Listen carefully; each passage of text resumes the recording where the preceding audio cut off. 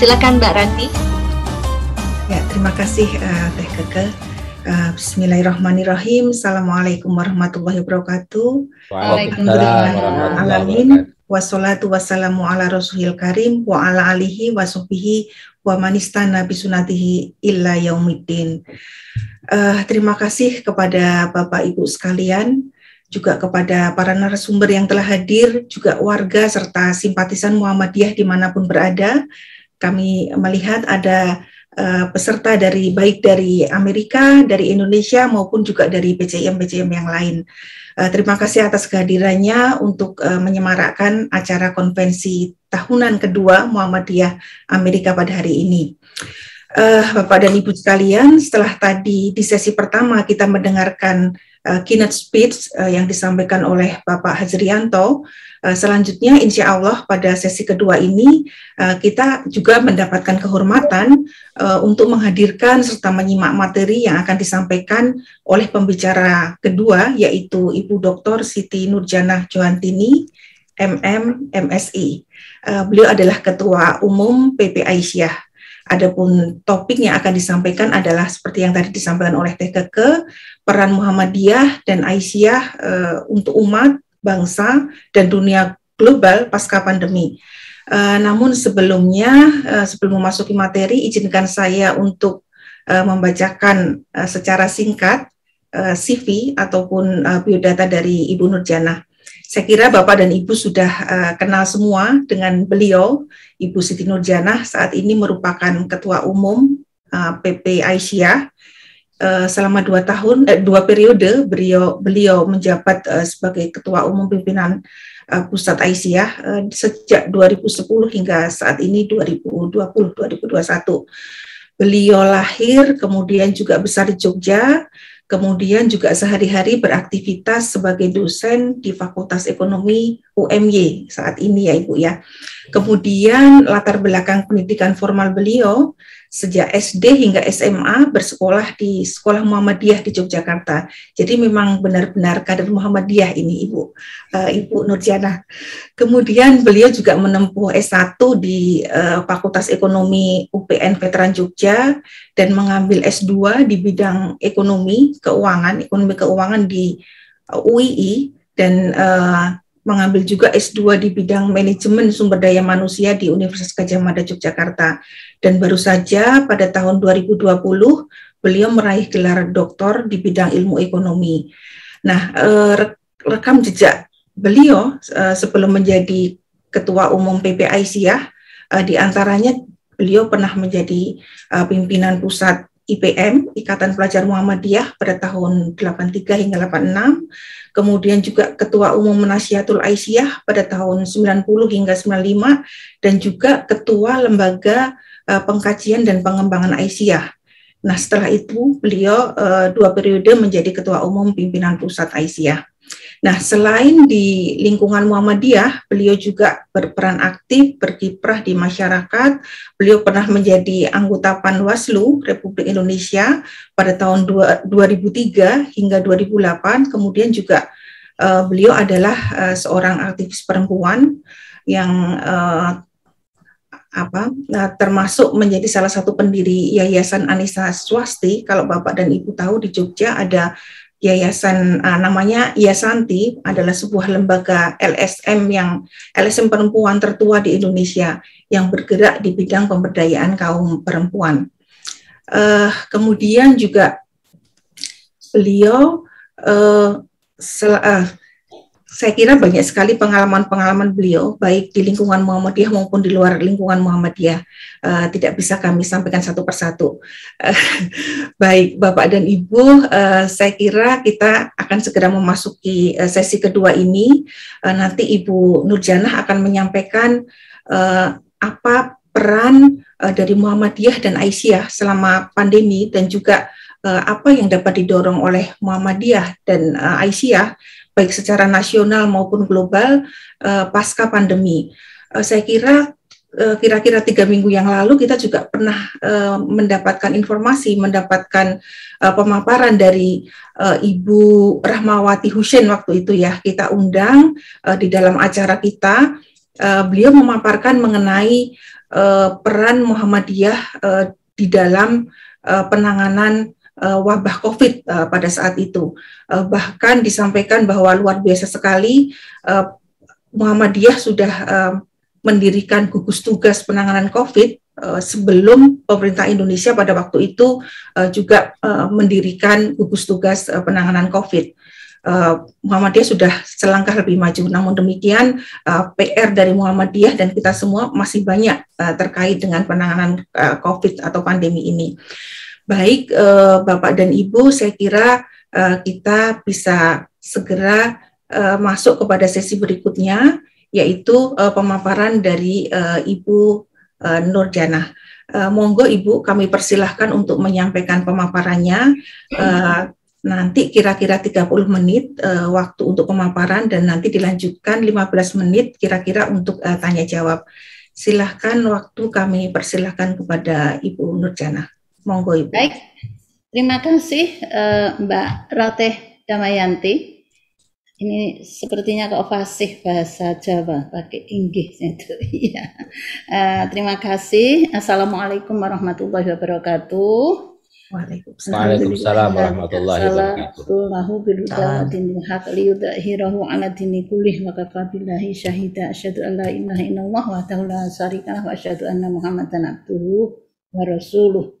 Yang kami hormati Ibu Profesor Poppy Rufaidah selaku Dikbud KBRI Washington yang tadi juga sudah menyampaikan sambutannya luar biasa. Saya juga ingin menyampaikan terima kasih Ibu bisa menyemarakkan dan bergabung dengan teman-teman PCIM Amerika. Juga Mas Muhammad Ali dan seluruh anggota pimpinan PCIM dan PCIA calon yang Mas Ali ya PCIMA begitu dan semua yang hadir yang mengikuti acara yang sangat penting ini yang saya tidak bisa menyapa satu persatu dan Mas Hajri sudah izin pamit karena ada keperluan yang juga sangat penting. Jadi oleh karena itu pertama saya menyampaikan terima kasih kepada PCIM yang telah mengundang dan mohon maaf waktu undangan yang lampau saya tidak bisa hadir ya Mas Ali dan ada beberapa ibu dari PP Aisyah yang juga sudah bisa berkomunikasi dan sharing dari berbagai kegiatan Aisyah kalau tidak salah. Dan terima kasih juga karena Mas Ali juga sudah sharing mengenai perkembangan PCIM Amerika ini pada di saat acara Aisyah mengadakan Ramadan ya, acara kegiatan Ramadan yang dihadiri oleh seluruh pimpinan nasional dan bahkan juga PCIA dan sebagian PCIM secara di dunia begitu. Maknanya bahwa ternyata apa yang telah dilakukan oleh teman-teman PCIM luar biasa dan telah di-share kepada semua yang ada dan membuat semuanya menjadi semangat. Di Amerika saja semangat kok, masa yang di Indonesia tidak semangat. Kira-kira seperti itu. Ya. Selanjutnya tentu kita bersyukur atas nikmat Allah yang telah memberikan kenikmatan kepada kita di saat masa pandemi ini di Jogja. Sekitar pukul 10 ya, 9:30 maksud saya, tapi kami terbiasa untuk berkegiatan sampai jam 11 atau 12 ibu-ibu Aisyah, jadi insya Allah kami tidak ngantuk, apalagi ini bertemu dengan teman-teman PCIM yang luar biasa. Dan oleh karena itu saya akan secara singkat dan sebelumnya agar tidak lupa saya ingin menyampaikan permohonan maaf dari Pak Haidar begitu karena tidak bisa hadir tadi WA ke saya karena masih perjalanan dari selesai acara di Jakarta dengan berbagai kegiatannya dan malam ini menuju Jogja nampaknya tidak terbiasa untuk Zoom lewat dengan di mobil begitu karena harus jalan darat. Jadi tadi sangat Mas Hajri sangat luar biasa Pak Hajri untuk mewakili PP Muhammadiyah. Dan untuk itu sekali lagi mohon maaf, salam dan semoga sukses acaranya. Itu yang disampaikan oleh Pak Haidar. Baik, Bapak Ibu sekalian, Ibu Popi yang insya Allah masih membersamai kita bersama. Tadi Mbak Ratih, saya panggilnya Mbak, sudah menyampaikan bahwa materi yang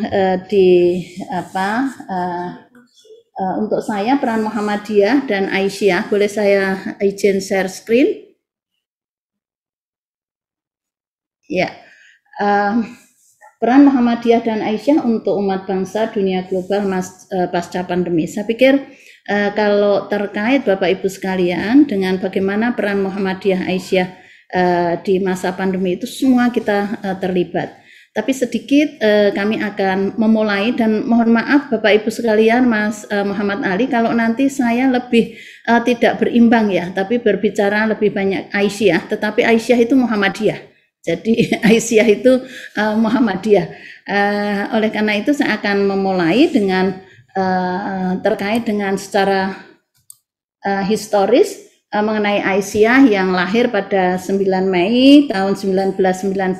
Kira-kira selisih kehadiran Aisyah dengan Muhammadiyah itu sekitar 5 tahun. Kalau Muhammadiyah sekarang pada miladnya 109, Aisyah 104, tetapi sebenarnya embrio kehadiran Aisyah itu sudah sejak tahun 1914. Jadi itu secara formal itu 1919.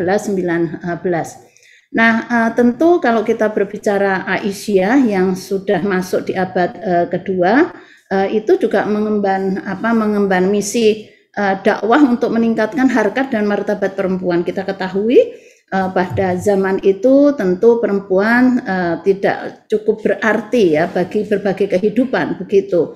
Bahkan kalau orang Jawa itu kan selalu menjadi konco wingking, swargo nunut, neraka katut gitu ya. Nah, ini enggak bahasa Inggrisnya saya tidak tahu Bu Popi ya.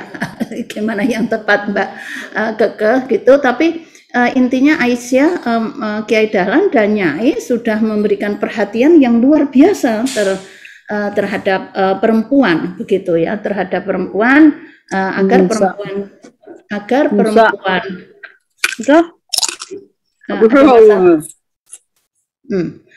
perempuan itu memiliki masa depan, dan memang perempuan itu mendapatkan tempat sebagaimana Allah juga memberikan tempat kepada perempuan yang sama-sama dimuliakan antara laki-laki dan perempuan. Tidak ada perbedaan apapun kecuali ketakwaannya. Maka mengemban misi tajdid, memajukan kehidupan dan bangsa dari penjajah itu menuju kepada merdeka serta membangun pasca kemerdekaan. Itu tugas atau selama ini yang dilakukan, dan setelah hadir Aisyah di bumi Indonesia ini. Jadi turut serta dalam berbagai kegiatan perjuangan kemerdekaan, ya, perjuangan kemerdekaan. Hanya saja memang kalau kita baru saja memperingati Hari Pahlawan, hanya berapa ya, 7 atau 10% begitu ya pahlawan perempuan. Alhamdulillah pendiri Aisyah, Ibu Nyai Walidah Dahlan itu sudah mendapatkan gelar pahlawan, tetapi selebihnya masih belum banyak ya di kalangan kita, terutama dari Aisyah yang turut serta juga memperjuangkan kemerdekaan dan bahkan juga ikut andil dalam berbagai perjuangan Indonesia, termasuk perjuangan melalui kongres pertama, kongres perempuan pertama di Indonesia tahun 1928 di Yogyakarta, yang selanjutnya disebut dengan Hari Ibu, ya, disebut dengan Hari Ibu. Aisyah menjadi salah satu inisiator dari kongres tersebut, dan itu tonggak pergerakan perempuan Indonesia yang berbicara banyak hal, bukan saja tidak berbicara mengenai hal-hal yang sifatnya domestik, tetapi berbicara tentang bagaimana perempuan harus maju, bagaimana perempuan harus ikut berjuang, bagaimana perempuan itu martabat dan derajatnya itu menjadi manusia yang terangkat dan sama martabatnya dengan laki-laki. Ada 2 tokoh ya, ini sekedar kilas balik secara cepat begitu. Ada 2 tokoh Aisyah, dan kalau kita berbicara mengenai panitia dari Kongres atau steering committee dari Kongres itu yang lestari sampai sekarang organisasi perempuan itu tinggal 3, yakni 1 Aisyah, yang kedua Wanita Katolik, dan yang satu lagi adalah Taman Siswa. Sementara yang lainnya nampak sudah tidak kelihatan lagi begitu aktivitasnya. Nah, 2 tokoh Aisyah ini betul-betul menjadi inspirasi seorang perempuan Muslim dengan baju muslimah pada saat itu, dan kemudian dari lingkungan dekat keraton dan bahkan juga bersinggungan dengan tradisi dari Keraton Yogyakarta, tetapi mampu atau memiliki kemampuan dan kemauan begitu ya untuk bisa tampil memberikan pandangan di dalam sebuah kongres yang diikuti oleh banyak pihak dari berbagai kaum perempuan dari lintas gerakan dan lintas organisasi dan lintas agama begitu. Hal yang juga menjadi perhatian adalah bagaimana dua beliau ini membicarakan atau menyampaikan tentang bagaimana derajat perempuan bagi kaum Indonesia dan juga terkait dengan persatuan. Apa maknanya? Sebenarnya memang kehadiran Aisyah Muhammadiyah itu sejak awal DNA-nya itu adalah DNA untuk memberi kepada negeri dan kemudian mempersatukan kehidupan, merawat persatuan, kedamaian dan juga hal-hal yang bersifat kemajuan untuk negeri ini, karena bisa ditunjukkan dari 2 tokoh ini yang juga sangat luar biasa. Nah, Aisyah tentu di dalam landasan pergerakannya yang juga sangat yang selalu menjadi inspirasi bagi kaum perempuan adalah Aisyah ingin bergerak dan berkomitmen untuk pada nilai-nilai perempuan dan laki-laki yang memiliki potensi dan menggerakkan dan mengembangkan dakwah dengan kesalehan dan kehidupan tanpa diskriminasi. Di sana surat An-Nahl ayat 97, man amila sholihan min dzakarin aw unsa wa huwa mu'min falanuhyiyannahu hayatan thayyibah al-ayah. Yang ini jelas-jelas Bapak Ibu sekalian, spirit, kemudian nilai, landasan yang membuat pergerakan atau gerakan Aisyah itu memiliki pijakan yang jelas atas nama menyemai ajaran Al-Quran dan mengangkat derajat perempuan di saat itu perempuan itu tentu ada pada posisi yang tidak menguntungkan. Kemudian kalau kita berbicara di Indonesia, itu organisasi kemasyarakatan, keagamaan kemasyarakatan seperti Muhammadiyah dan Aisyah, dalam hal ini Aisyah, itu menjadi harus bersyukur bangsa ini karena organisasi keagamaan ini menjadi penyangga kelestarian kehidupan bangsa ini. Aisyah menjadi model sosial Indonesia. Kenapa? Yang memang organisasi perempuan Muslim tertua di Indonesia ini yang dilahirkan pada tahun 1917 itu organisasi yang sampai saat ini dan alhamdulillah kita syukuri bersama masih tetap bisa berkiprah untuk kepentingan keumatan, kebangsaan dan kemanusiaan universal tentunya. Tadi saya sebut juga sudah terkait dengan inisiator kongres, kemudian organisasi yang progresif karena bagaimana tidak dipandang berkemajuan, perempuan berkemajuan, karena kalau kita tilik dari kehidupan kesejarahan Aisyah yang itu bergerak bersama-sama dengan Muhammadiyah, selalu mendobrak hal-hal yang sifatnya tradisional dan kemudian menempatkan perempuan itu pada posisi yang juga di depan.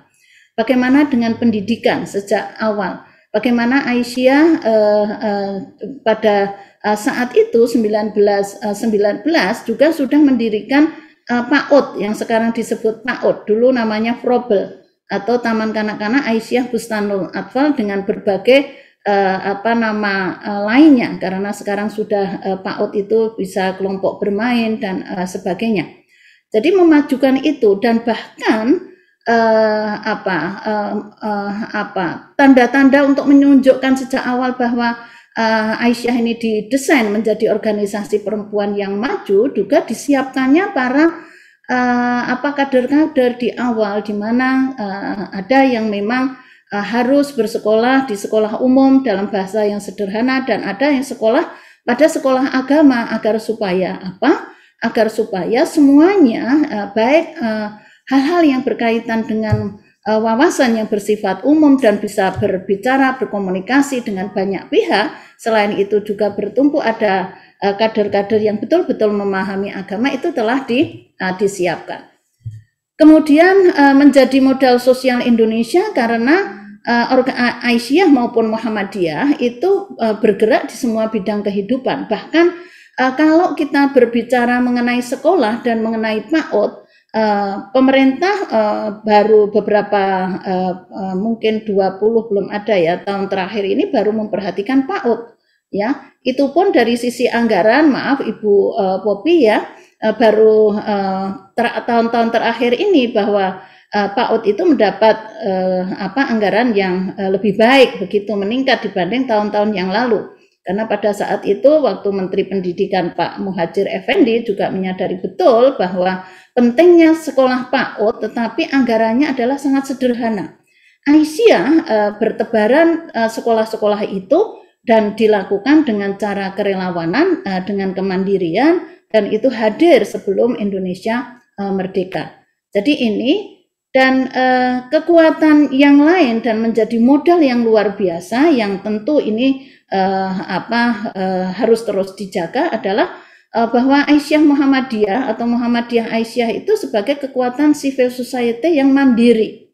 Kalau tadi Ibu Ratih menyampaikan bagaimana kegiatan di saat pandemi yang akhir-akhir ini sudah dipublish ya, berapa dana yang dikeluarkan, lebih dari 1M, kemudian relawannya ratusan, ribuan, dan berapa yang mendapatkan manfaat. Saya pikir itu hasil dari organisasi kita Muhammadiyah Aisyah yang sungguh terus merawat kemandirian ya, terus merawat kemandirian, karena digerakkan oleh para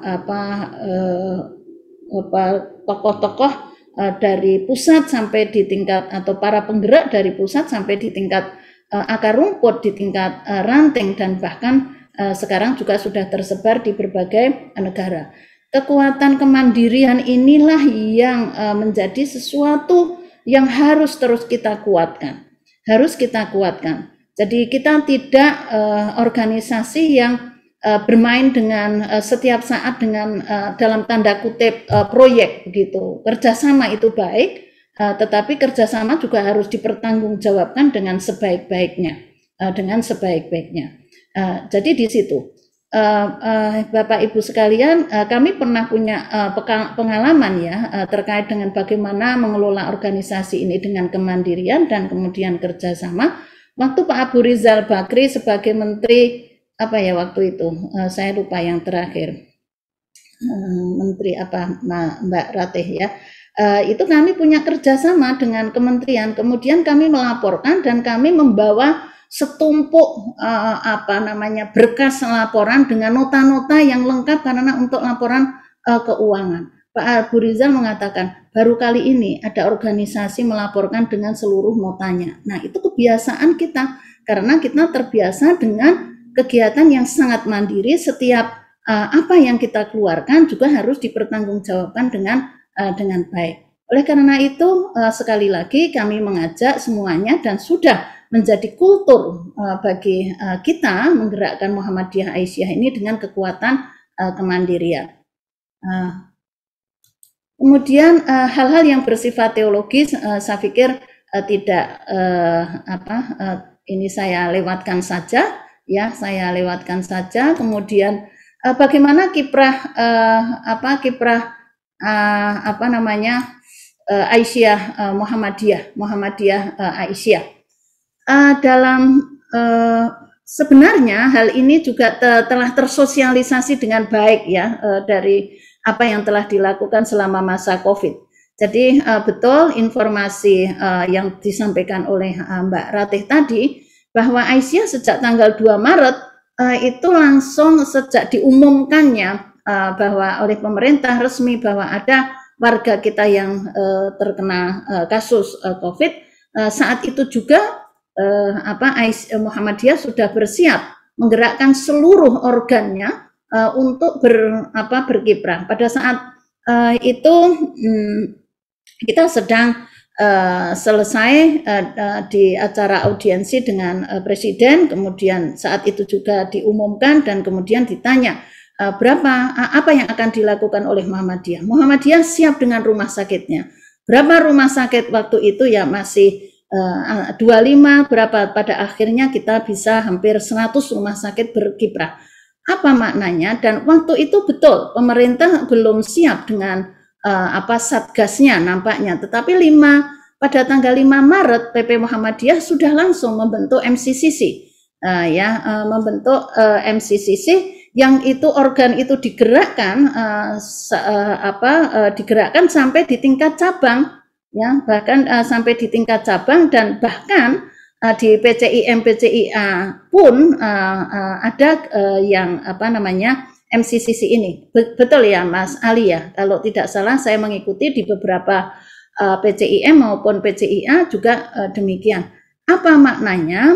Bahwa alhamdulillah kita ini konsisten, bahwa kita ini memberi untuk negeri, kita itu memberikan solusi, kita itu bergerak untuk kepentingan umat, untuk kepentingan bangsa dan bahkan untuk kepentingan dunia, karena COVID ini adalah bukan persoalan Indonesia, bukan persoalan Bantul, Sleman, begitu ya, atau mana, tetapi menjadi sebuah persoalan dunia. Dan waktu itu betul-betul kalau kita bisa masyarakat masih bersikap apa betul ada atau enggak, tapi Muhammadiyah langsung firm bahwa itu dibentuk kemudian dengan cepat. Nah ini kalau tidak punya tradisi sebagai organisasi yang modern begitu ya, dengan tata kelola yang baik, saya pikir tidak mudah. Ya kita tidak perlu harus menunggu diajak oleh pemerintah begitu. Kenapa kok COVID ini diselesaikan tanpa mengajak-ngajak kami? Muhammadiyah memberi, tidak harus diajak. Kalau hal yang nanti saya juga ingin mengatakan bahwa perannya apa? Termasuk peran memberikan masukan kebijakan kepada pemerintah, dan itu kan tarik ulurnya luar biasa, teman-teman semua mengikuti. Juga digerakkan oleh semua unsur, bahkan sampai ke PCIM, PCIA. Juga Muhammadiyah bergerak melaksanakan kegiatan ini terkait dengan dampak COVID itu yang terkait dengan baik pendidikan, kesehatan, sosial, ekonomi, keagamaan, dan lain-lainnya. Jadi itu kiprah kita bisa dilihat dari dekat maupun dilihat dari jauh. Yang jauh dari Amerika itu jadi dekat karena informasinya terbuka begitu rupa. Dan Muhammadiyah selalu apa adanya menyampaikan berapa kegiatannya apa, bisa diaudit, ya bisa diaudit. Dan ini harus menjadi tradisi yang sangat baik, ya menjadi sebuah nilai penting yang harus terus dirawat. Kita bekerja sama dengan siapapun saat menjalankan COVID, yang sampai saat ini masih banyak sekali juga pihak-pihak yang juga ingin bekerja sama dengan Muhammadiyah maupun Aisyah. Trust atau kepercayaan itu harus kita jaga dengan sebaik-baiknya, dengan tata kelola program yang juga bisa betul-betul dipertanggungjawabkan. Juga menyampaikan masukan, pandangan, kebijakan tentang penanganan COVID ini kepada pemerintah. Teman-teman yang hadir, terutama para pimpinan PCIMA, Mas Ali, mohon maaf Mbak Keke kalau saya menambah A di belakangnya, karena toh kegiatan ini dilakukan juga karena perempuan juga anggota Muhammadiyah perempuan, tetapi biar tambah semangat begitu Mas Ali ya, maka di belakangnya ditambah PCIMA. Gitu Amerika itu. Mohon izin, mohon maaf kalau ini disepakati, begitu ya. Biarpun secara formal nanti itu hal lain. poin yang tadi saya sampaikan terkait mengenai pandangan, masukan, dan kebijakan pemerintah bisa diikuti betapa kita kadang tarik ulur ya, mengkritik dengan cara Muhammadiyah.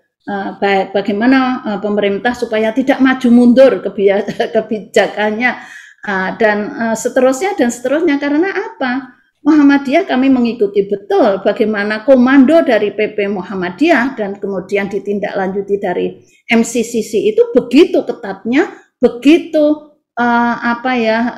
concernnya untuk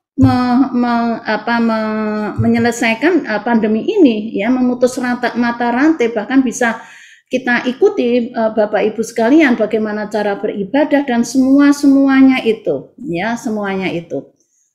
Bekerja dengan berbagai pihak menangani persoalan COVID ini.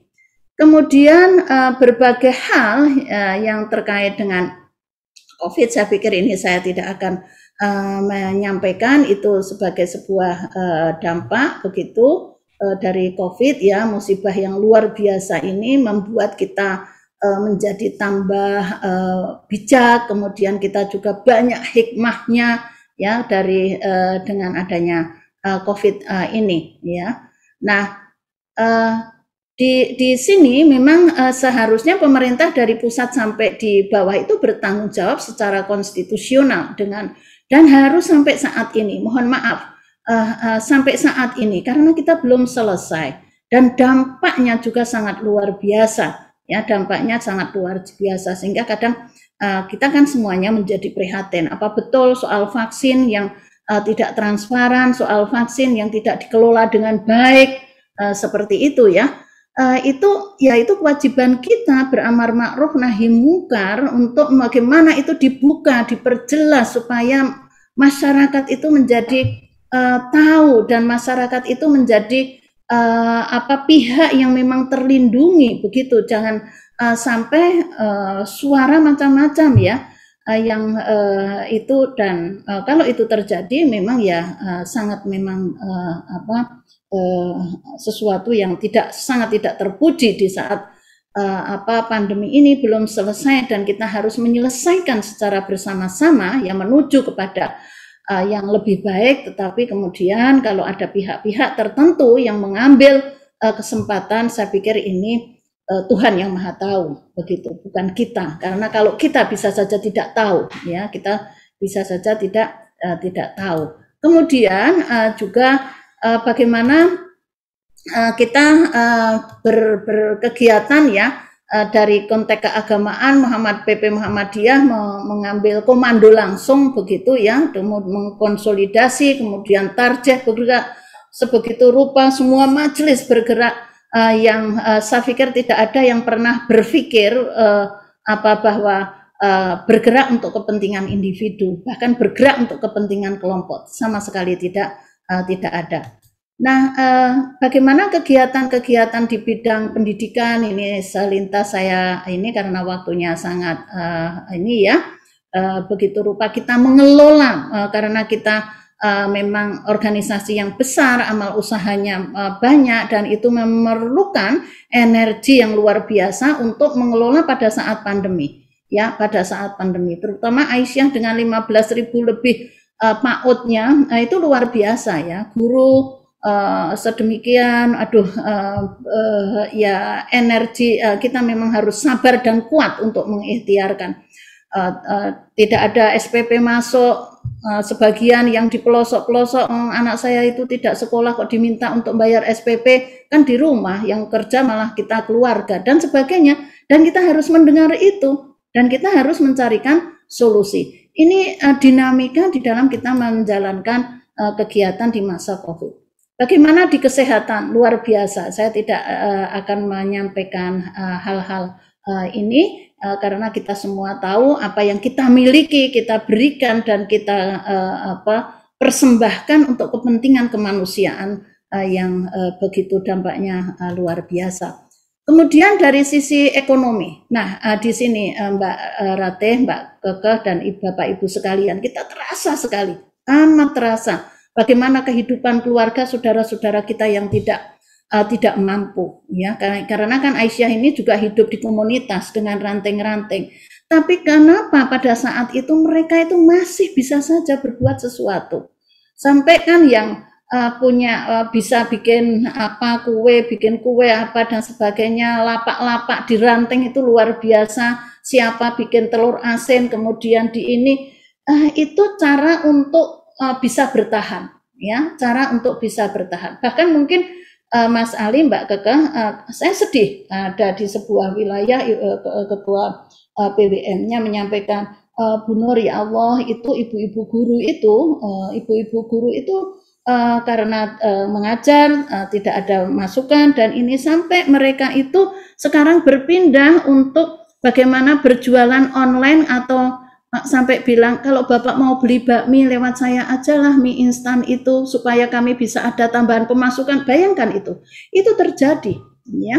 Jadi karena sudah ya gimana, Aisyah sendiri kan dengan kekuatan seapapun tidak bisa menyelesaikan dengan cepat persoalan-persoalan ini. Jadi itu guru yang tidak ada income. Nah, ya ini untuk kita refleksi begitu betapa tanggung jawab kita masih besar begitu, ya. Maka kegiatan-kegiatan di bidang ekonomi ini ya kita lakukan dengan semangat yang begitu rupa.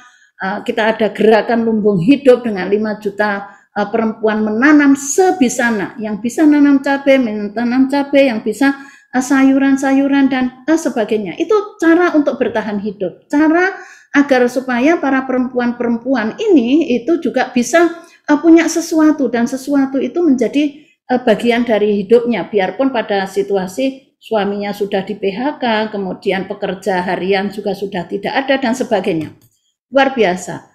Ta'awun itu menjadi DNA-nya memang persyarikatan, ya, berta'awun. Tadi al-ma'unnya Kiai Dahlan yang begitu rupa itu memang menjadi sinar yang tidak akan pernah gelap dalam kehidupan Muhammadiyah dan Aisyah, menyinari dalam situasi apapun yang namanya berta'awun sosial itu dilakukan dari apa yang bisa dilakukan. Kalau ada setiap daerah mungkin bisa menuliskan apa pengalamannya, saya pikir itu kaya sekali. Sangat amat kaya, ya, bagaimana mereka dengan punya sedikit tetapi bisa berbagi, ya, punya sedikit bisa berbagi, kemudian dari banyak hal, ada cantelan, ada memasakkan orang yang isoman, ada yang membelikan bahan, dan semuanya dari apa yang dimiliki. Jadi saya melihat hikmah dari dari COVID. Wah, saya merinding ya kalau sudah bicara ini. Hikmah dari COVID ini memang luar biasa. Oleh karena itu betapa nistanya kalau kemudian situasi yang seperti ini, orang yang tidak mampu saja bisa berta'awun, tetapi pihak-pihak tertentu memanfaatkan untuk kepentingannya. Itu yang mesti harus menjadi seharusnya belajar dari mereka yang biasa-biasa saja, tetapi berbuat dengan kemuliaan yang luar biasa. Jadi ini Indonesia, para elitnya juga harus belajar kepada masyarakat. Belajar kepada masyarakat. Ini tidak perlu belajar ke luar negeri, belajar kepada masyarakat di dalam menangani pandemi ini, ya, seperti itu, ya, seperti itu. Mohon maaf, saya karena betapa ya kalau sudah dengan ibu-ibu Aisyah itu selalu gembira, Mas Alim, ya, Mas Ali, ya. Tetapi kalau sudah mohon maaf Ibu Nurjana, mungkin waktunya masih 5-10 menit lagi barangkali. Baik Mbak Rati, saya akan cepat. Nah, sekarang bagaimana perannya? Saya akan masuk agak cepat di sini. Mohon maaf cepat-cepat ini. Ya, pandemi ini belum berakhir, memang sudah landai, tetapi kita harus punya ikhtiar untuk recovery, membangun kembali apa yang bisa kita lakukan, dan kalau Indonesia dapat mandat presidensi G20, saya pikir dengan tema seperti itu, saya pikir juga harus dimanfaatkan dalam konteks kepentingan dalam negeri, ya, konteks kepentingan di dalam negeri, agar tanggung jawab sebagai presidensi G20 itu juga ada kekuatan dan support dari dalam negeri untuk kepentingan keluar, ya, untuk kepentingan keluar. Nah, saya sedikit ingin mengambil bersama-sama karena ini sedang didiskusikan di Aisyah, Mbak Keke dan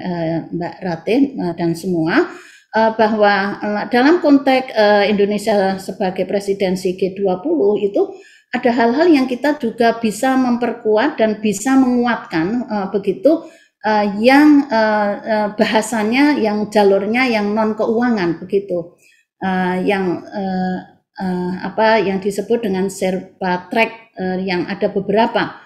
Jadi kalau kita berbicara pendidikan, kesehatan, ketenaga kerjaan, mungkin energi yang belum terlalu familiar oleh Aisyah, tapi soal lingkungan hidup, pertanian, ekonomi digital, anti korupsi, pemberdayaan, semuanya ini menjadi cakupan dari yang dilakukan oleh Aisyah.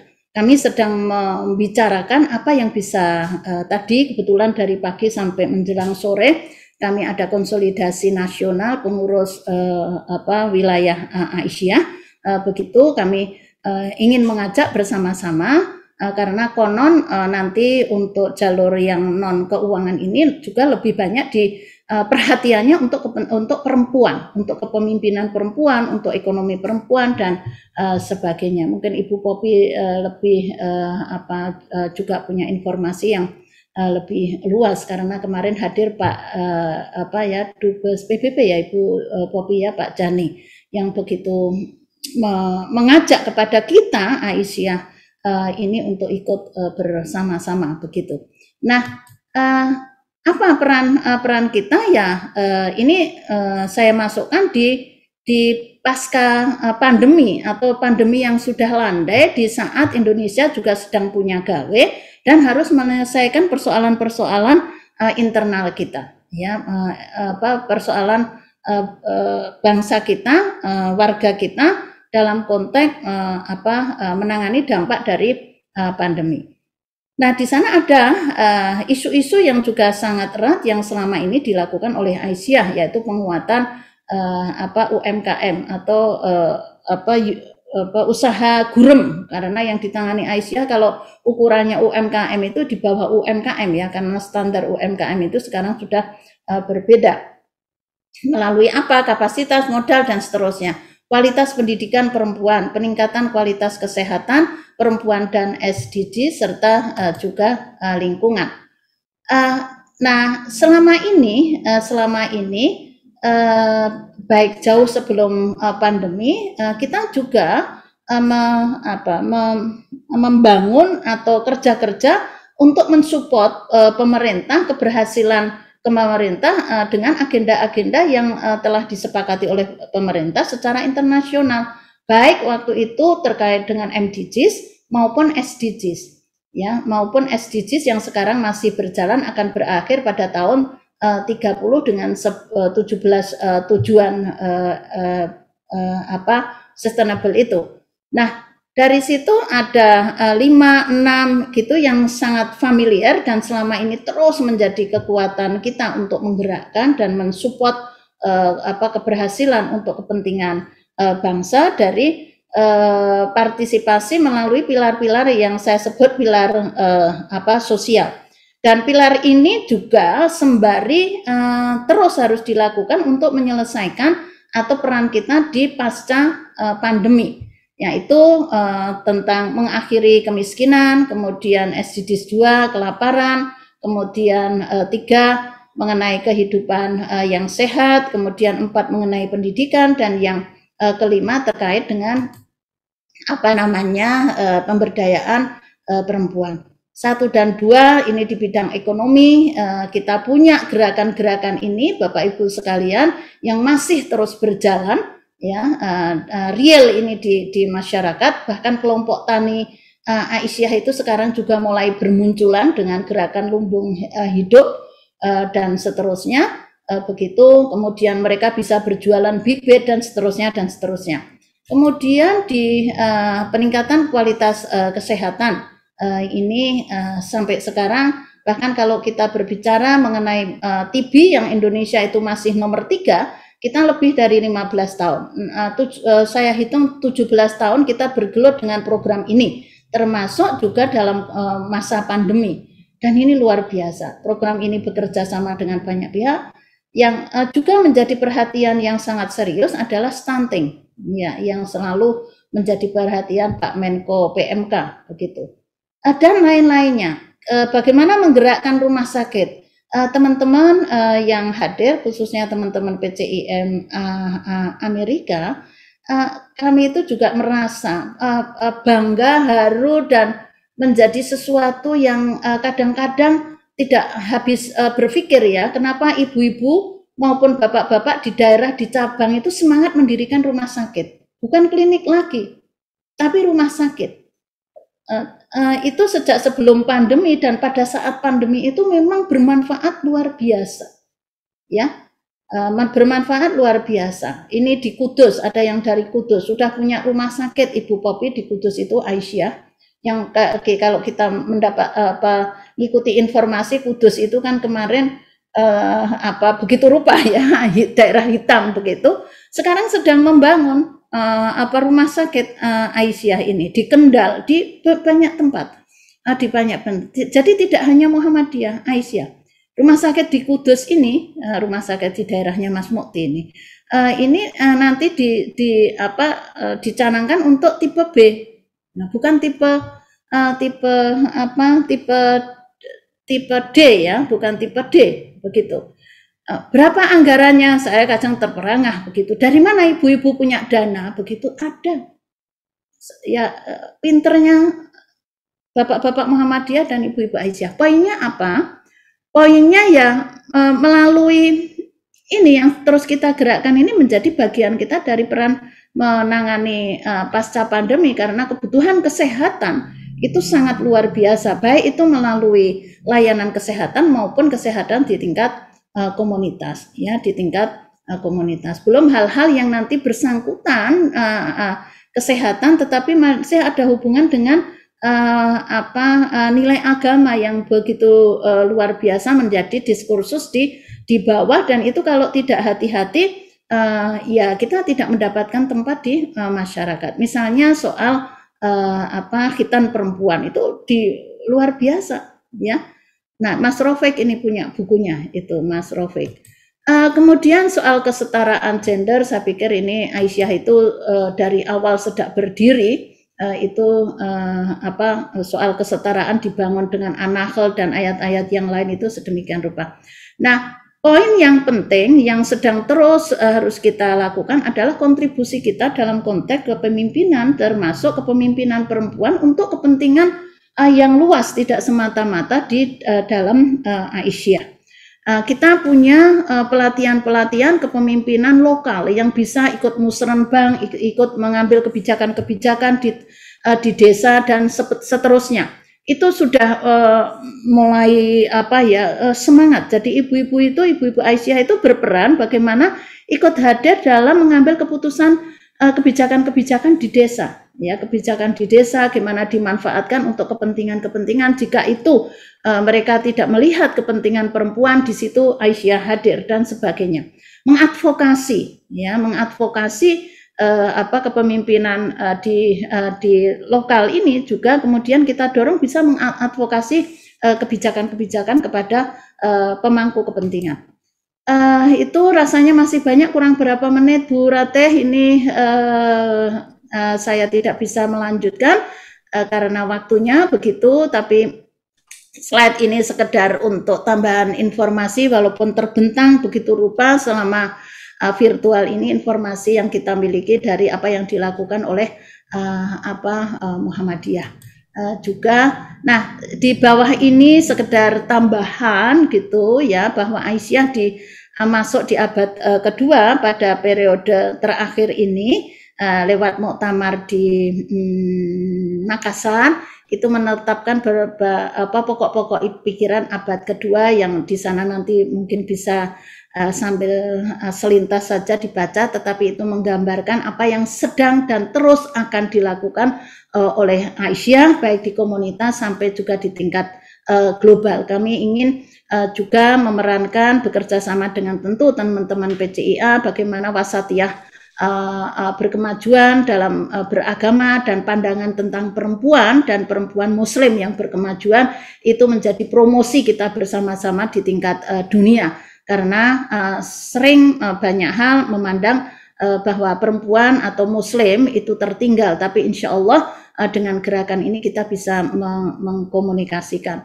Termasuk juga hal-hal yang menjadi isu penting bagi perempuan. Hari ini 2 minggu ini kami sedang terus mendialogkan apa yang menjadi perhatian kita di Aisyah, yaitu Permen Dikbud nomor 30 tahun 2021 dan cukup ramai begitu, dan sudah mulai ada polarisasi. Kami tetap berpedoman pada pandangan Islam berkemajuan, pada gerakan pencerahan pada perempuan berkemajuan yang tetap posisinya dengan mendasarkan pada nilai-nilai Islam, sehingga beberapa poin dari permen itu kami minta untuk direvisi, dan Pak Menteri sudah berdiskusi, Bu Menteri Perempuan juga sudah berdiskusi. Posisi kami adalah menunggu, dan itu sesuatu yang harus kami perjuangkan, karena dari poin-poin itu menurut kami tidak sesuai dan bisa menimbulkan masalah, dan justru akan mengurangi tujuan bagaimana melakukan pencegahan kekerasan seksual dan penindakan terutama yang sedang dibahas di lingkungan perguruan tinggi. Kami tidak bicara, tetapi kami melakukan, dan kami punya prinsip, kita semua punya prinsip, maka kami berharap pemerintah bijak begitu terkait dengan permen ini. Ini sebagai akhir dari apa yang akan saya sampaikan. Mohon maaf kalau terlalu cepat begitu. Ini slide-nya masih beberapa, tetapi itu nanti bisa dibaca kapan-kapan saja. Terima kasih. Nasrul minallah wa qarib. Assalamualaikum warahmatullahi wabarakatuh. Mohon maaf. Waalaikumsalam. Terima kasih kepada Ibu Nur yang telah menyampaikan materinya. Sepertinya waktunya memang cukup sempit ya Ibu ya, jadi materi yang sudah disiapkan belum tuntas untuk disampaikan, mungkin nanti bisa kita sambung di dalam acara PCIM Muhammadiyah Amerika di lain waktu Ibu, nanti kami undang sebagai narasumber. Baik, tadi sungguh menarik apa yang disampaikan oleh Ibu Nurjanah. Tadi sempat disampaikan bahwa peran Aisyah Muhammadiyah dalam pemberdayaan perempuan memberikan inspirasi bagi gerakan perempuan Indonesia jauh sebelum Indonesia berdiri dan menjadi modal sosial bagi kehidupan umat dan bangsa Indonesia. Kemudian juga salah satu kekuatan utama dari gerakan Aisyah termasuk Muhammadiyah tentu saja adalah kemandirian dan kerjasama. Selain itu, Aisyah dengan kekuatan yang dimiliki berperan besar dalam menyelamatkan kehidupan keluarga dan juga perempuan yang terdampak COVID selama ini, baik di Indonesia maupun di luar negeri, dengan berbagai aksi nyata. Kemudian juga tadi sudah disampaikan kiprah Muhammadiyah selama pandemi, selain melaksanakan kegiatan-kegiatan yang bersifat tindakan atau penanganan COVID-19 yang berdampak pada bidang-bidang baik kesehatan, pendidikan, sosial ekonomi, keluarga, dan keagamaan, Aisyah dan Muhammadiyah juga menyampaikan masukan-masukan pandangan kebijakan kepada pemerintah terkait dengan penanganan COVID. Mungkin kalau terkait dengan hal ini, Ibu, kami kemarin juga sempat berdiskusi terkait dengan kebijakan pemerintah terhadap COVID ya, penanganan COVID. Mungkin dari Aisyah ataupun dari Muhammadiyah perlu juga menambahkan kontrolnya seperti apa. Kalau kita lihat penanganan yang terjadi saat ini masih banyak lubang-lubang yang kemudian masih belum cukup efektif dan efisien untuk penanganan, termasuk misalnya kebijakan vaksinasi, PCR, dan lain sebagainya. Mungkin dari sisi kontrol ataupun advokasi kebijakannya bisa kita tambahkan di sana. Kemudian juga tadi disampaikan bahwa Aisyah maupun Muhammadiyah selama ini telah bekerja sama dengan berbagai pihak ya, termasuk di internal maupun dari eksternal Muhammadiyah sendiri untuk penanganan COVID. Mungkin itu sedikit yang bisa saya sampaikan, dan selanjutnya silahkan kalau ada pertanyaan-pertanyaan dari Bapak dan Ibu, silahkan bisa menuliskan di chat atau langsung mengangkat tangan dan berbicara secara langsung untuk menyampaikan pertanyaannya. Silahkan kepada Bapak dan Ibu bila ada yang ingin ditanyakan.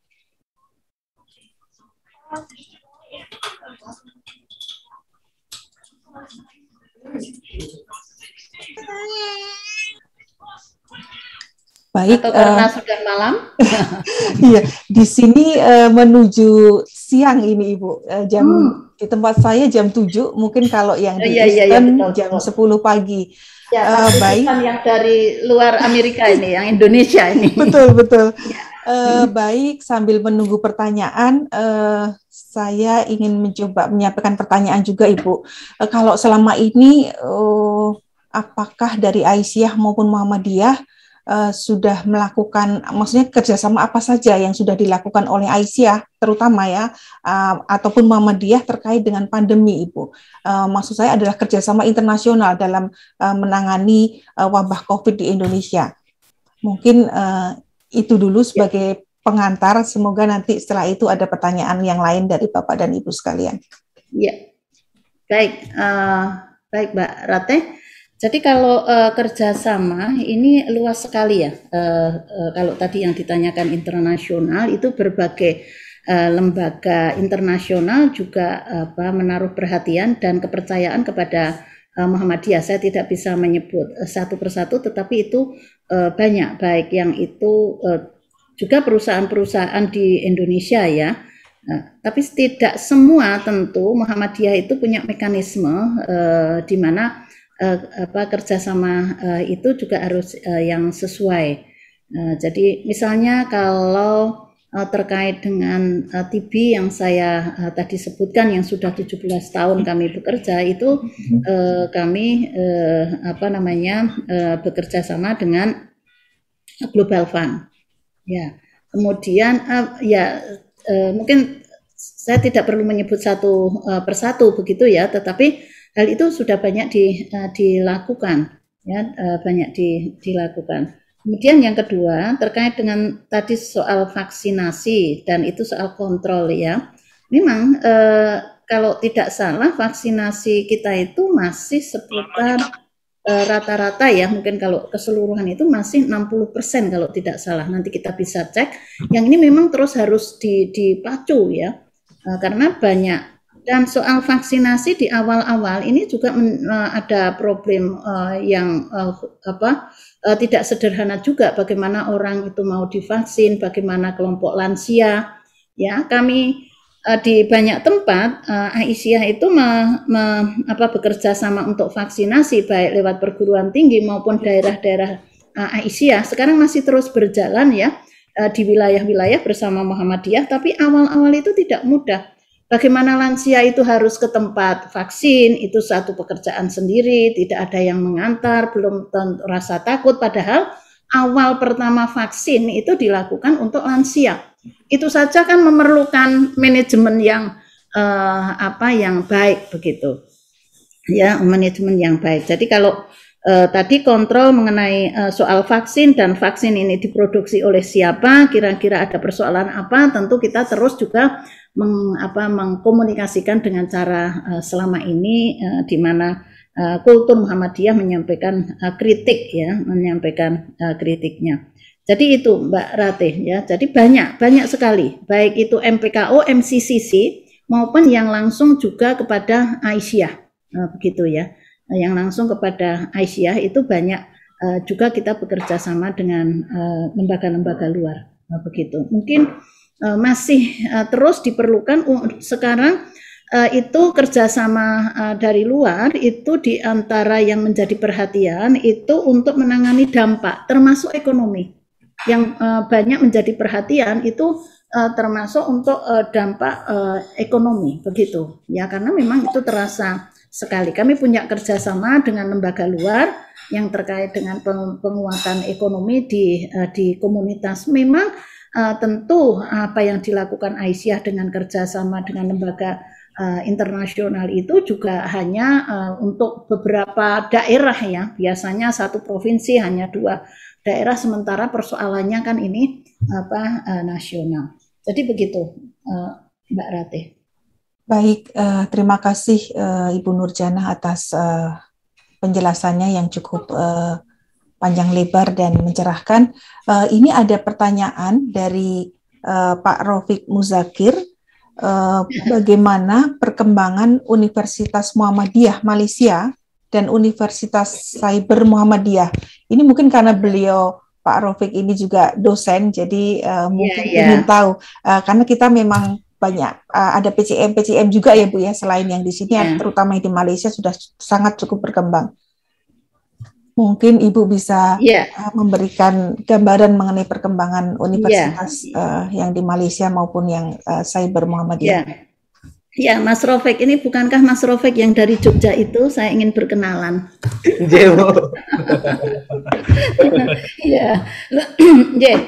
Saya pikir UMAM, Universitas Muhammadiyah Malaysia itu cukup positif ya, respon juga dari masyarakat, dan sekarang sudah sampai pada persiapan penerimaan mahasiswa baru, begitu Mas Raufik, dan kesiapan mengenai fasilitas dan sebagainya itu luar biasa, mendapat dukungan dari Perlis ya, Mufti Perlis. Itu yang terakhir kami mengikuti karena selalu lewat virtual begitu ya, jadi bisa mengikuti itu sangat positif. Tentu ini awal yang baik, tetapi harus terus mendapat dukungan dari semua pihak. Ya, itu untuk yang UMAM. Jadi ada PTMA itu sudah juga mengirim para dosennya begitu ya, untuk pertama supaya juga itu bisa menguatkan di awal mulai perkuliahan di semester yang akan datang ini. Kalau dari sisi fasilitasnya, subhanallah ya, kita mendapat kepercayaan yang luar biasa begitu. Tentu ya tidak seperti UM Malang, kemudian UMY gitu ya, dan sebagainya, tetapi pada substansinya kita mendapat kepercayaan itu sudah sebuah kesyukuran yang luar biasa. Sementara yang cyber juga sudah jalan, kemarin terakhir itu sudah ada mahasiswa berapa gitu ya, persisnya saya tidak tahu, tetapi itu juga nampaknya para pengelolanya juga anak-anak muda, dosen-dosen muda. Saya kok bilang anak ya, kalau anak itu seperti tadi ya Mbak Ines sama Mumtaz itu anak ya, itu dosen-dosen muda begitu, yang tentu juga canggih ya dari sisi IT. Nah, oleh karena itu bagus juga kalau PCIMA Amerika ini juga bisa mendiskusikan bagaimana saling supportnya untuk kedua universitas ini. Tapi kenapa Mas Raufik tidak bertanya tentang Universitas Aisyah ya? Tidak bertanya tentang Universitas Aisyah. Jadi karena saya ditanya tentang universitas, Mbak Ratih, saya harus berbicara tentang Universitas Aisyah ya, yang Aisyah sudah ada 3 universitas, dan kami berharap bisa ada dukungan juga, mohon pada Ibu Prof Poppy begitu, bisa kami mendapat dukungan kerjasama support kira-kira yang bisa kita dialogkan untuk universitas kami. Jadi Aisyah punya 3 universitas, Universitas Aisyah Yogyakarta, Universitas Aisyah Surakarta, dan Universitas Aisyah di Bandung. Selebihnya sekolah tinggi, kemudian Politek, dan juga sekolah tinggi pendidikan dan ekonomi yang ada di berbagai wilayah. Kesyukuran kami, kami di perguruan ini pada masa COVID stabil jumlah mahasiswa pendaftar dan yang berminat. Jadi itu menjadi bagian dari kesyukuran di saat di Indonesia dan sekolah swasta terutama di Jogja itu banyak yang kekurangan mahasiswa ya yang sudah redup begitu, tapi kita alhamdulillah mendapat kepercayaan masyarakat dan itu yang harus kita jaga dengan baik begitu. Jadi itu saya nambahkan Mas Rafiq supaya baru saja kan juga jadi narasumber di Unisa begitu, tapi harus bertanya dong tentang Unisa gitu Mas Taufik. Terima kasih Bu. Iya, begitu Mbak Ratih ya. Mohon kerjasamanya begitu dengan universitas-universitas Aisyah selain yang Muhammadiyah gitu. Karena kayaknya organisasi yang punya institusi universitas itu ya, kalau saya lihat Aisyah ya, begitu. Tidak boleh riak, tetapi itu kesyukuran bagi kami. Terima kasih. Terima kasih Bu Nurjanah. Yang saya tahu di Jogja ada satu Universitas Aisyah ya Ibu ya. Yang tiga saya belum cukup kenal, tapi yang di Jogja ada satu. Baik Ibu, ini ada pertanyaan satu lagi, tapi kebetulan tidak ingin disebutkan namanya. Saya bacakan saja. Assalamualaikum, bisakah diberikan penjelasan soal bagian-bagian mana yang menjadi keberatan Aisyah di Undang-Undang Permendikbud? Karena masyarakat umumnya hanya sepintas-sepintas saja. Sementara keadaan di kampus soal kekerasan seksual sudah sangat parah. Pada umumnya di Indonesia, hubungan komunikasi mahasiswa atau mahasiswi dengan dosen masih takut, tidak seperti hubungan komunikasi antara murid dan dosen di Barat. Terima kasih. Oke, ya. Terima kasih responnya. Jadi hadirnya Permen 30 tahun 21 dari Kementerian Pendidikan Ristek itu memang kita respon karena domainnya itu di perguruan tinggi, maka kami mendiskusikan dengan berbagai majelis begitu ya, PP Aisyah dengan berbagai majelis dan leading sektornya di Majelis Pendidikan Tinggi. Poin-poinnya pertama yang terkait dengan pasal 1 tentang definisi atau norma kekerasan seksual, kemudian yang kedua poin pasal 5 ayat 2 ada beberapa poin yang intinya di sana terkait dengan tanpa persetujuan korban. Jadi tindakan yang bernuansa seksual itu tanpa persetujuan korban. Nah, disinilah yang menjadi keberatan kita karena itu menjadi multitafsir yang bisa diuraikan panjang lebar begitu ya, yang bisa karena kita juga punya norma agama, ada Pancasila dan sebagainya, sehingga kami memandang bahwa kita tidak soal sexual consent itu bukan menjadi sesuatu yang harus menjadi nilai dan penguat bagi sebuah tindak kekerasan seksual. Karena taruhlah kami mendiskusikan tanpa disebut itu 3 kata itu tanpa persetujuan korban, itu sebenarnya sudah menunjukkan di sana ada kekerasan. Kami sampaikan dengan secara terbuka dari hati ke hati kepada Pak Menteri. Rilis dan pernyataan dari Majelis Dikti sudah bisa dibaca secara terbuka, tapi Aisyah memberikan masukan yang kami sampaikan secara langsung kepada Menteri dan kami mendialogkan. Yang juga menjadi dari permen itu karena belum ada undang-undangnya. Biasanya permen itu kan turunan dari undang-undang. Tapi bolehlah karena soal struktur hukum dan sebagainya saya tidak begitu paham, itu ada yang menyatakan itu boleh, ada otoritas dan sebagainya, itu bisa jadi. Tetapi secara umum karena berbagai pandangan dari kita yang dari juga para ahli hukum kita ya dan juga yang di luar juga berbeda-beda begitu.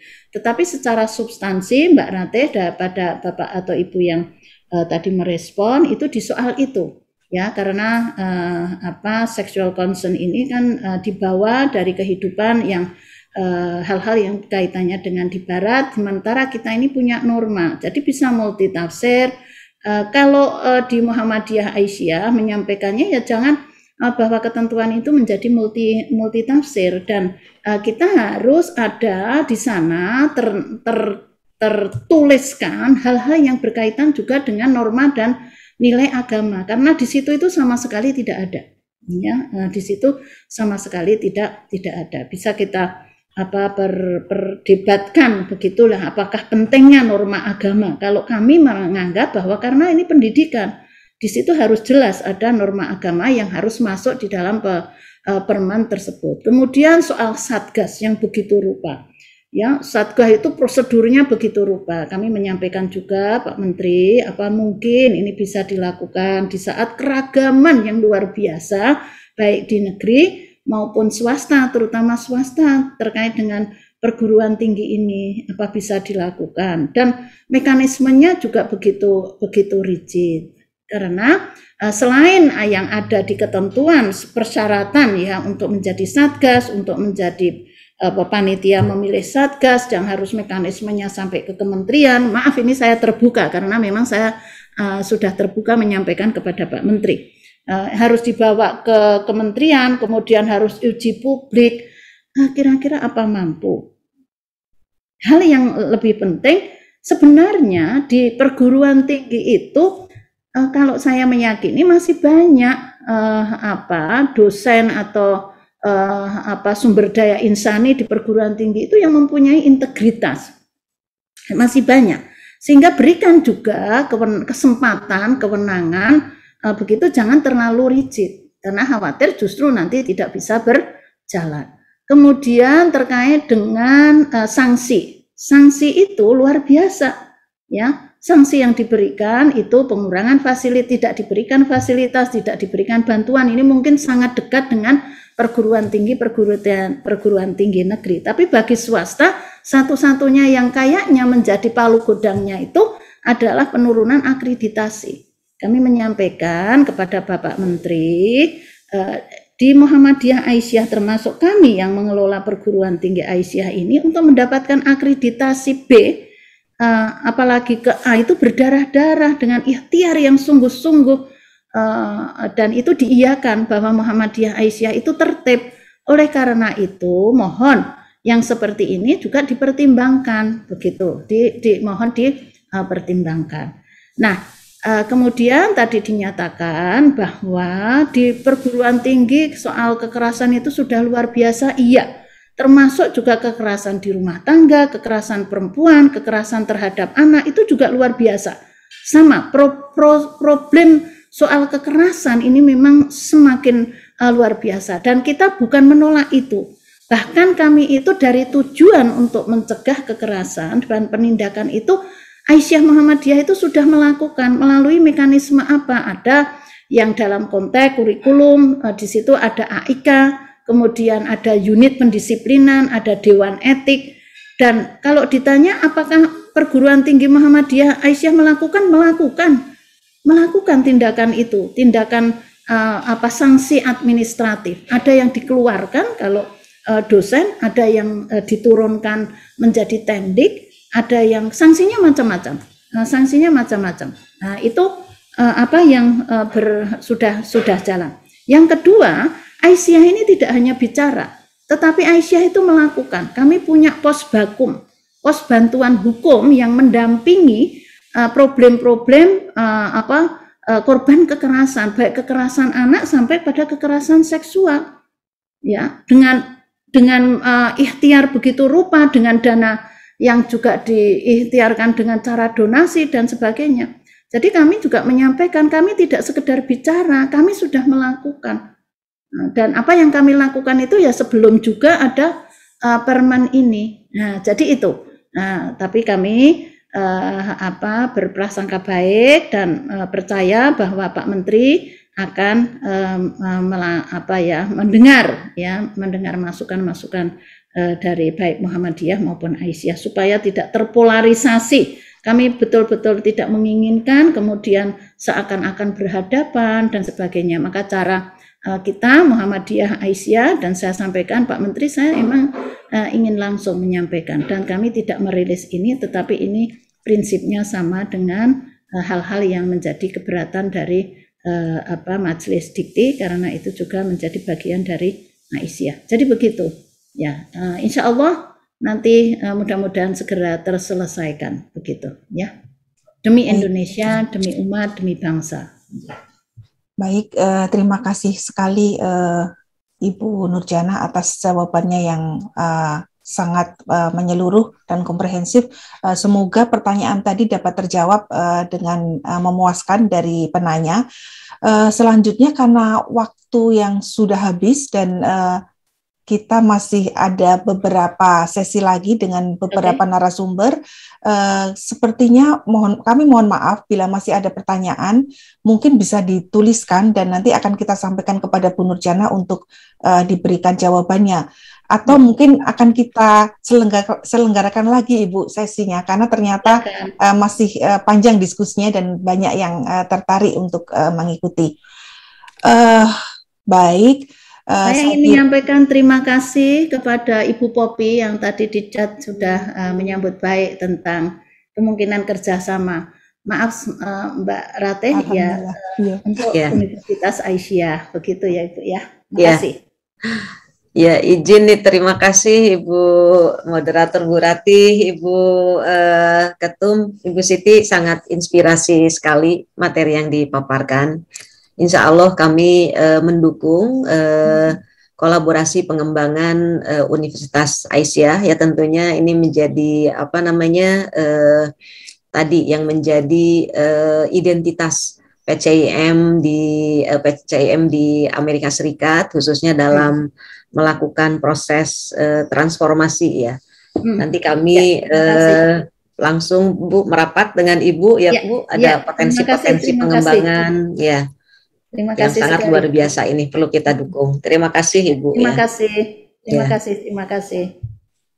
Baik, terima kasih Ibu Popi. Sekali lagi karena waktu jua kita harus tutup sesi ini dan kita lanjutkan ke sesi berikutnya. Sekali lagi terima kasih kepada Bu Siti Nurjana, apa yang telah disampaikan, insight-insight yang diberikan sangat bermanfaat. Semoga nanti dapat menjadi motivasi, inspirasi dan juga ancangan bagi PCIM Amerika Serikat maupun PCIM yang lain untuk lebih berkontribusi dan berperan aktif lebih jauh di Muhammadiyah. Baik, karena waktu sudah habis, terima kasih sekali lagi. Mohon maaf lahir batin. Saya mengakhiri dengan wassalamualaikum warahmatullahi wabarakatuh. Waalaikumsalam warahmatullahi wabarakatuh. Terima kasih Ibu Nurjana, terima kasih. Khususnya tadi usul PCIMA. Ya. Amerika Serikat. Sepakati ya malam ini ya. Nanti khusus untuk Amerika PCIMA. Iya. Setuju ya Bu Popi ya? Setuju, dukung Bu, harus terlaksana. Ini pokoknya janji Prof Ali harus terlaksana, janji. Terima kasih. Launchingnya nanti di California di kampusnya Prof Ali. Ya, terima kasih. Ya, terima kasih sekali lagi. Ya. Baik, waktu kami kembalikan kepada panitia. Terima kasih. Terima kasih semuanya. Terima kasih. Ya, terima kasih.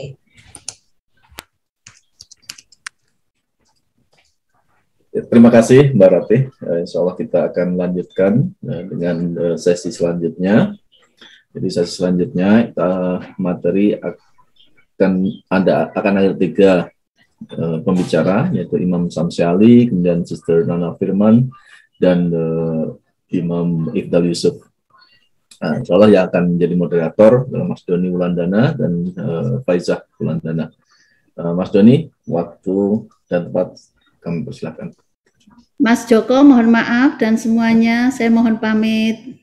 Terima kasih Bu. Terima kasih Ibu. Salam sehat untuk Bapak Ibu Bapak. Ya. Kami sampaikan ya. Ya.